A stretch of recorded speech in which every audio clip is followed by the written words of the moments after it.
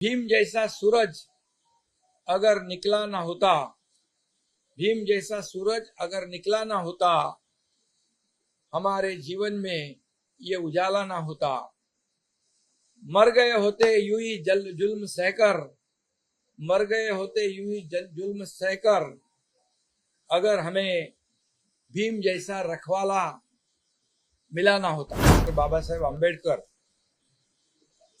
आणि भारताच्या संविधानाचे शिल्पकार, प्रज्ञा सूर्य, युग प्रवर्तक डॉक्टर बाबासाहेबांची 134वी जयंती आहे। या जयंती निमित्त मी तमाम महाराष्ट्रातल्या बाबासाहेबांच्या चाहत्यांना, नागरिकांना, अनुयायांना या ठिकाणी शुभेच्छा देतो। आणि डॉक्टर बाबासाहेब आंबेडकर यांच्या 134व्या जयंती निमित्त मी बाबासाहेबांना देखील कोटी कोटी प्रणाम करतो, विनम्र अभिवादन करतो। खरं म्हणजे आजचा दिवस संपूर्ण महाराष्ट्रात नाही, देशभरामध्ये बाबासाहेबांच्या जयंती निमित्त बाबासाहेबांना अपेक्षित असलेले विविध उपक्रम, कार्यक्रम आयोजित केले जातात। बाबासाहेबांनी सर्वसामान्य, दलित, शोषित, पीडित, अन्यायग्रस्त यांना समाजाच्या मुख्य प्रवाहामध्ये आणण्याचं काम केलं आणि समता, बंधुता आणि या ठिकाणी त्यांच्या जीवनामध्ये आमूलाग्र बदल घडवण्याचं देखील काम केलं। 1881 साली याच दिवशी डॉक्टर बाबासाहेब आंबेडकर यांचा जन्म या आपल्या भारत भूमीत झाला आणि 1956 साली त्यांचं महापरिनिर्वाण झालं। पण स्वतंत्र भारताच्या 75 वर्षाच्या इतिहासात एकही दिवस असा गेला नाही की बाबासाहेबांची आठवण आली नाही। आणि म्हणून बाबासाहेबांचं स्मरण सातत्याने या देशातला प्रत्येक मानव, प्रत्येक नागरिक करत असतो। कारण बाबासाहेब हा आपला एक श्वास आहे। बाबासाहेब एक आपला दीपस्तंभ आहे, ज्याला इंग्रजीत ज्याला इंग्रजीमध्ये गायडिंग लाईट म्हणतात, ध्रुव तारा। आणि असा समतेचा संदेश देणारे बाबासाहेब जर बाबासाहेब आपल्या या देशाला ज्यांनी सर्वोत्तम घटना दिली, अनेक देशांच्या घटनेचा अभ्यास करून सर्वोत्कृष्ट घटना बाबासाहेबांनी लिहिली, अगदी शेवटच्या माणसापर्यंत न्याय पोचला पाहिजे, त्याला न्याय मिळाला पाहिजे, ही भावना त्यांनी मनामध्ये ठेवली। आणि म्हणून मी एवढंच सांगतो, भीम जैसा सूरज अगर निकला ना होता, भीम जैसा सूरज अगर निकला ना होता, हमारे जीवन में ये उजाला ना होता। मर गए होते यूं ही जुल्म सहकर, मर गए होते यूं ही जुल्म सहकर, अगर हमें भीम जैसा रखवाला मिला ना होता। बरोबर। आणि खरं म्हणजे हे सगळ्यात महत्वाचं म्हणजे बाबासाहेबांनी जे केलं, फक्त आपल्या ते आता भारतरत्न नाही, विश्वरत्न झाले। कारण बाबासाहेबांनी जाचक रूढी परंपरापासून आपल्या सर्वसामान्य माणसाला मुख्य प्रवाहात आणलंच। आणि बाबासाहेब एवढे विद्वान होते की अमेरिकेतल्या कोलंबिया विद्यापीठामध्ये ज्ञानाचं प्रतीक म्हणून महामानवांचा पुतळा तिथं उभारण्यात आलाय।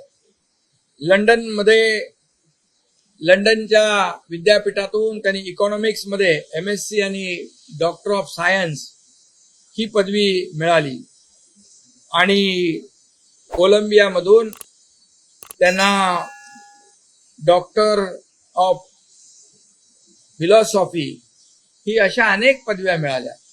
त्यामुळे भारतातला पहिला भारतीय विदेशात जाऊन शिक्षण घेतो आणि वेगवेगळ्या विविध पदव्या त्यांना मिळतात, हा खरं म्हणजे भारताचा गौरव आहे. आणि म्हणून मी एवढंच सांगतो की 75 वर्ष स्वातंत्र्याला झाली, परंतु काही लोक फक्त कुठली ती आपली कोरी लाल काय, काही लोक संविधानाची प्रत नाही रे, ती लाल कोरी लाल डायरी दाखवतात. हा, काही लोक म्हणतात संविधान खतरे में आहे, काही लोक म्हणतात संविधान बदलेगा. परंतु बाबासाहेबांचं संविधान एवढं मजबूत आहे की जब तक सूरज चांद रहेगा बाबा साहेब का संविधान कायम बना रहेगा. आणि म्हणून फक्त बाबासाहेबांना ज्यांनी फक्त आणि फक्त, आता मी राजकीय बोलत नाही, परंतु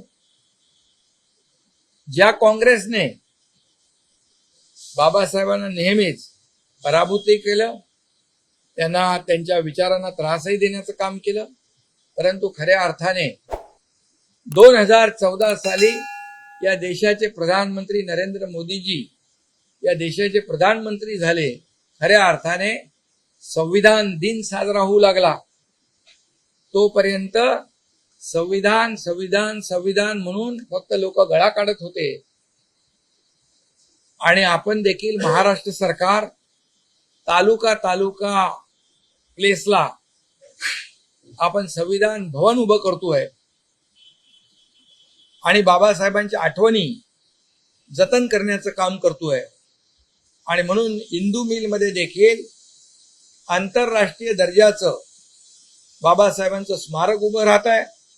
जगाला हेवा वाटावं असं ते स्मारक त्या ठिकाणी उभं राहत आहे. हे देखील तमाम देशवासियांसाठी अभिमानाची बाब आहे. आणि म्हणूनच अशा या बाबासाहेबांचा आज जयंती उत्सव आहे. तमाम सर्व लोक या ठिकाणी आज त्या कार्यक्रमामध्ये उत्साहामध्ये जल्लोषामध्ये सहभागी होत आहेत. बाबासाहेब खरं म्हणजे संविधानाचे शिल्पकार आहेतच, पण ते माणुसकीचे देखील शिल्पकार आहेत. माणुसकी काय, माणसाने कसं जगावं, कसं वागावं, शिका, संघटित व्हा, संघर्ष करा, न्याय मिळवा, हे ब्रीदवाक्य बाबासाहेबांचं होतं. आणि म्हणून मी बाबासाहेबांना पुन्हा एकदा विनम्र अभिवादन करतो. आणि आमचं सरकार देखील बाबासाहेबांच्या विचारावर, छत्रपती शिवाजी महाराजांच्या आदर्शावर चालतंय.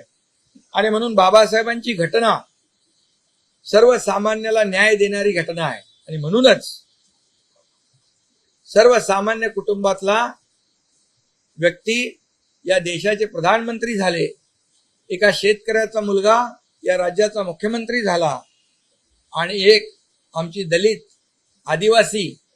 आदिवासी भगिनी या देशाची राष्ट्रपती झाली.